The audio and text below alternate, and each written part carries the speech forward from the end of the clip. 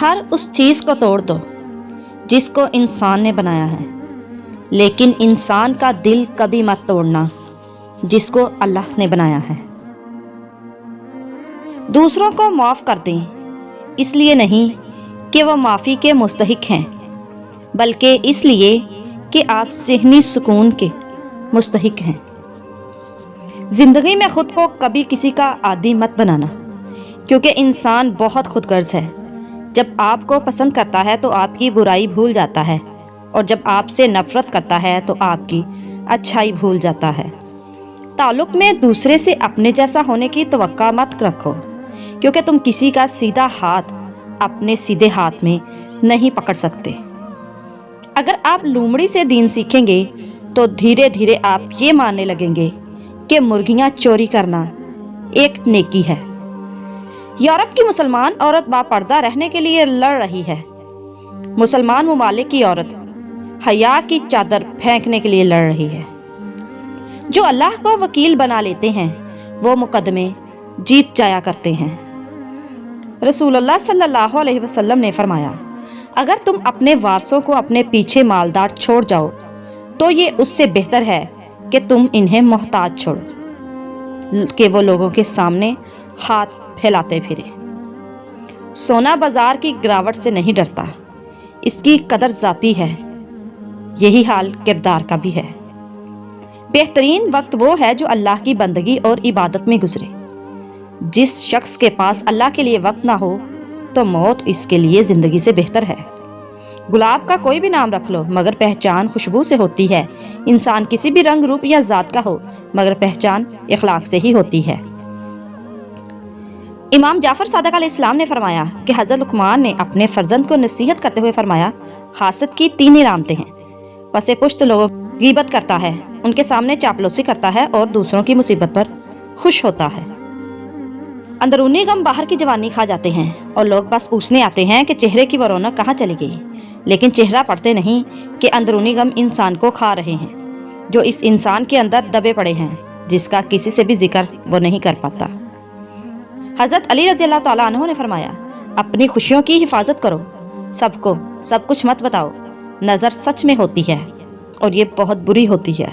جب رات کے آخری پہر اللہ تمہیں خود چنتا ہے تہجد پڑھنے کے لیے تو پھر سوچو وہ تمہیں خالی ہاتھ کیسے لوٹائے گا۔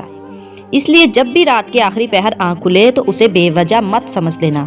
اس کا مطلب ہے اللہ تم سے تہجد میں ملاقات کرنا چاہتا ہے۔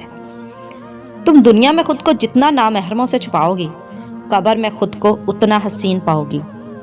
فرمان مصطفیٰ صلی اللہ علیہ وسلم ثواب کی خاطر آزاد دینے والا اس شہید کی مانند ہے جو خون میں لتڑا ہوا ہے، اور جب مرے گا قبر میں اس کے جسم میں کیڑے نہیں پڑیں گے۔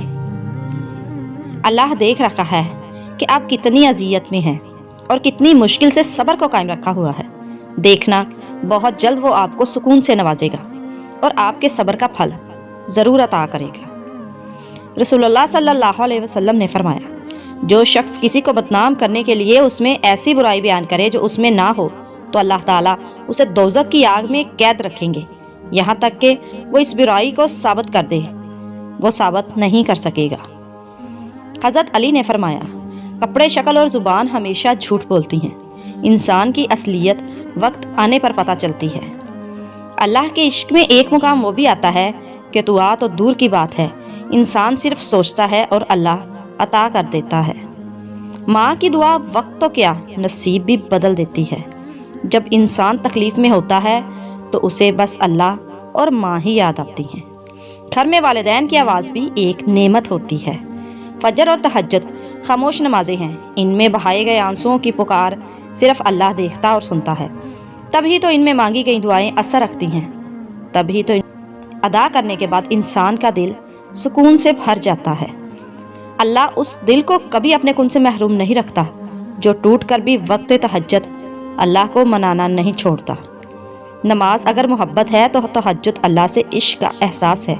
اللہ ہمیں نماز والی محبت اور تہجد والا عشق نصیب فرمائے، آمین۔ یوں ہی تو نہیں پا لیا تہجد کا سجدہ، تم نے کچھ تو ایسا ہے ناممکن جو تمہارے لیے ممکن ہونے والا ہوگا۔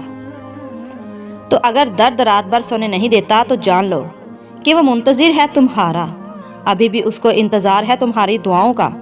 مانگ لو، ابھی بھی کچھ نہیں بگڑا، ابھی بھی وہ سب ہو سکتا ہے جو تم چاہتے ہو، ابھی بھی وہ سب مل سکتا ہے جو تم مانگتے ہو، ابھی بھی قبولیت کی ایک گھڑی باقی ہے، ابھی بھی تہجد کا پلڑا مقدر پر بھاری ہے۔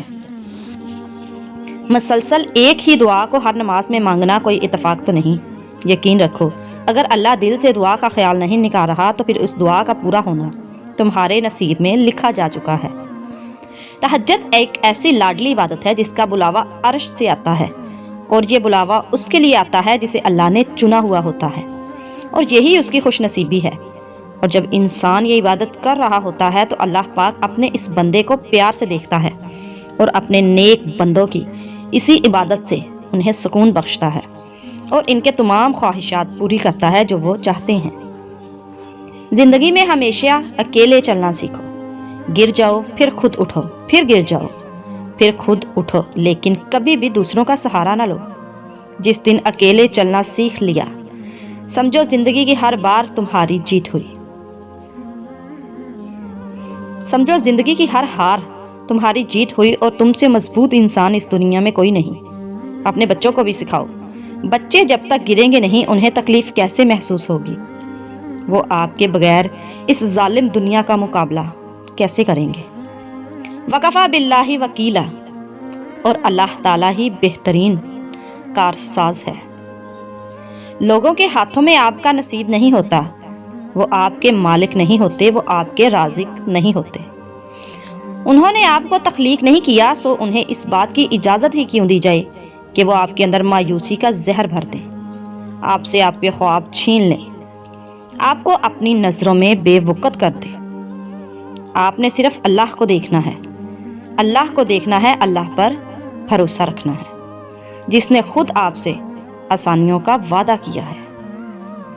ہم دیکھ رہے ہیں بار بار تمہارا آسمان کی طرف منہ کرنا، تو ضرور ہم تمہیں پھیر دیں گے اس کی طرف جس میں تمہاری خوشی ہے۔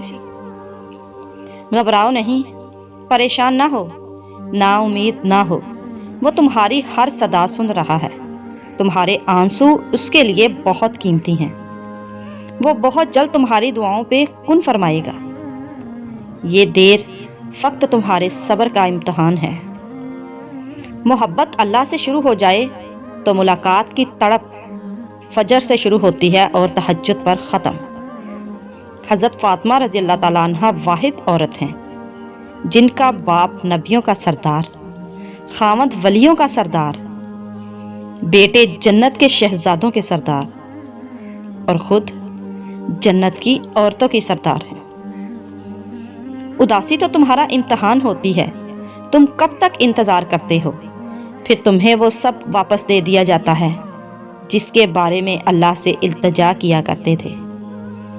مشکلیں جتنی بڑھیں گی تم اللہ کے اتنے زیادہ قریب ہو جاؤ گے، اور جتنے اللہ کے قریب ہو جاؤ گے مشکلیں اتنی چھوٹی ہوتی جائیں گی۔ وہ تمہارے لیے غیب سے ایسے وسیلے بنائے گا کہ تم حیران رہ جاؤ گے۔ آپ آج تکلیف میں ہیں تو صبر کریں، کل یہ تکلیف ختم ہو جائے گی۔ کچھ بھی ہمیشہ کے لیے نہیں ہوتا، تنگی کے یہ دن بھی گزر جائیں گے، لیکن رب پر یقین وہ ہے جو آپ نے ہمیشہ پختہ رکھنا ہے۔ اس یقین کے تسلسل کو ٹوٹنے نہیں دینا، پھر دیکھنا معجزے ہوں گے اور کن فیکون آسمان سے آتا دیکھ کر آپ کی ساری اذیتیں ختم ہو جائیں گی اور خوشیاں آپ کے دامن میں بھر دی جائیں گی انشاءاللہ۔ اللہ کے فیصلے ہمیشہ دیر سے ہی سمجھ آتے ہیں، لیکن جب سمجھ آتے ہیں تو آنکھیں بھیگ جاتی ہیں اور دل کہتا ہے اللہ کا شکر ہے، جو ہوا بہترین ہوا۔ جو کچھ بھی تم اللہ سے رو کر تڑپ کر مانگتے ہو ایک دن حقیقت میں تمہارے سامنے ہو انشاءاللہ۔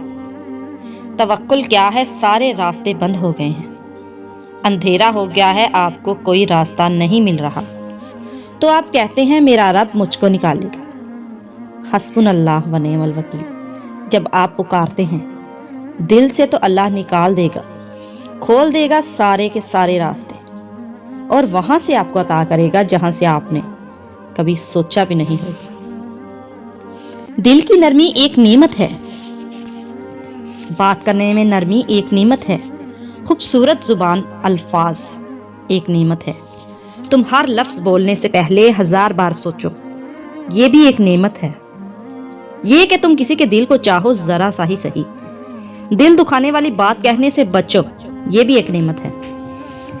اخلاق و تہذیب ظاہری انداز سے ظاہر نہیں ہوتے، یہ احساس اور خوبصورت برتاؤ ہیں جو عمل سے ظاہر ہوتے ہیں۔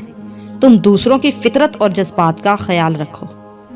دنیا کی نظر سے دیکھو گے ممکن بھی ناممکن لگے گا، تم اپنی چاہتوں کو اللہ کی نظر سے کیوں نہیں دیکھتے؟ بے شک اللہ جل جلالہ ہر چیز پر قادر ہے۔